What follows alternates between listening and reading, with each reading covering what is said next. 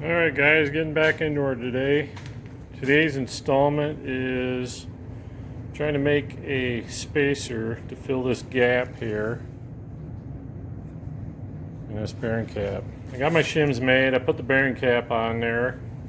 From this edge here across, I measured it, and my cap is like 5/1000ths of an inch low.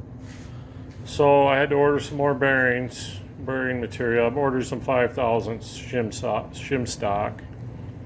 So I'm gonna put a 5/1000ths here and a 5/1000ths here to raise that cap up a little bit, and it should be pretty much level across. And then I can get ready to pour. My next problem is though, I got this cap all melted and cleaned up. The problem is when this cap is on the machine, you only got a small gap around here, and then you got this chamber for the oil to sling and drain back the crankcase. Well, there's no way to get in there and put any clay to block the babbitt from pouring out of there. So I had part of this old piece here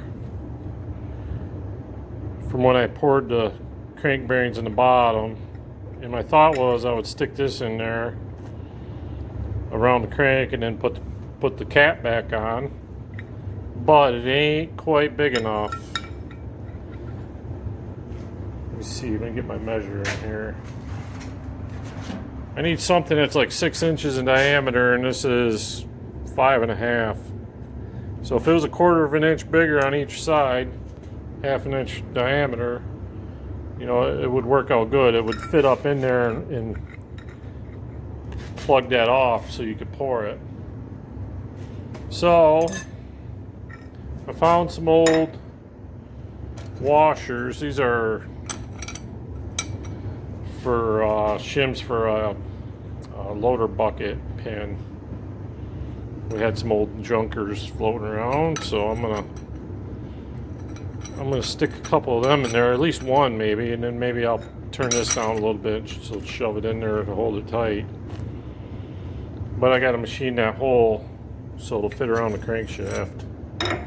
So that's tonight's project. Just trying to get things ready to go. I'm getting pretty close here. I'm thinking by this weekend I'm gonna have this bearing poured, hopefully. I got one of the shims in there. I'm boring it out right now, so that inside diameter will slip over the end of that crankshaft. Once that washer's in there, I can pack that full of clay or something to hold it up tight against that journal or whatever you want to call it, that main cap.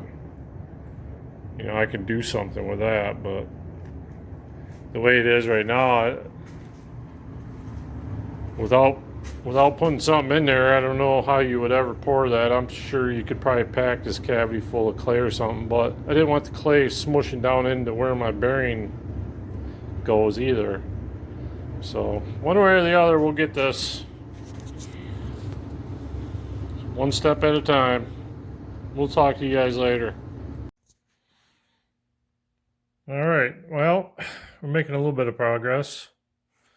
I got this little washer machine. I hope that kind of makes sense what I'm doing here. That's going to fit up over that crankshaft like that. And I can, if you can see it, you kind of see the gap I got to deal with. I'll just pack her full of, come on, focus. I'll just pack that full of that damming compound, that clay stuff I got. And hopefully when that cap sits on there, that'll block the babbitt from pouring out into that cavity when it's all said and done. So we made a little bit of progress tonight anyway. Hopefully get this thing done here soon. I want to see this thing run one of these days. That's the plan anyway. Talk to you guys later. Alright, well, it's been a busy night, but I think I got my little dam built for my babbitt. I got a piece of cast, I got my washer in there. I got my new shims in there, the 5,000 shims. I cut some of those tonight. This is the shim material I use.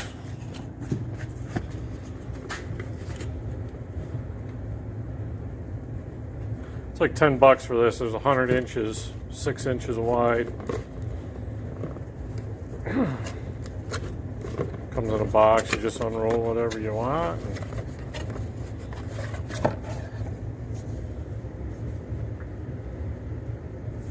Cut it off, punch some holes in it. That's that story. So I'm getting ready now. I'm going to set this cap on here and we'll see how everything looks.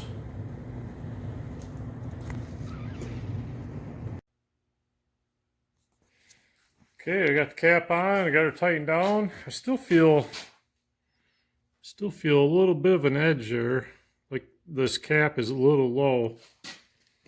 I might cut another 5 thousandths, put it in there, see if I can raise that cap up a little bit. I might as well try and get everything I can out of it.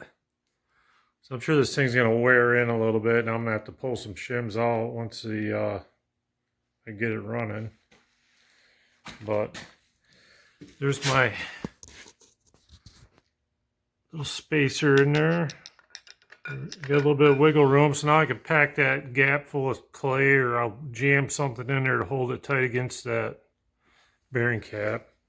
There's the hole where you pour it. So that's that. I think the next time I have this apart, I think I'm going to cut a couple more shims and I'm going to start getting her ready to pour. I think I pretty much got everything I need done. Like I said, I think I'll get a couple more shims in there. It ain't gonna hurt it. Raise that up a little bit.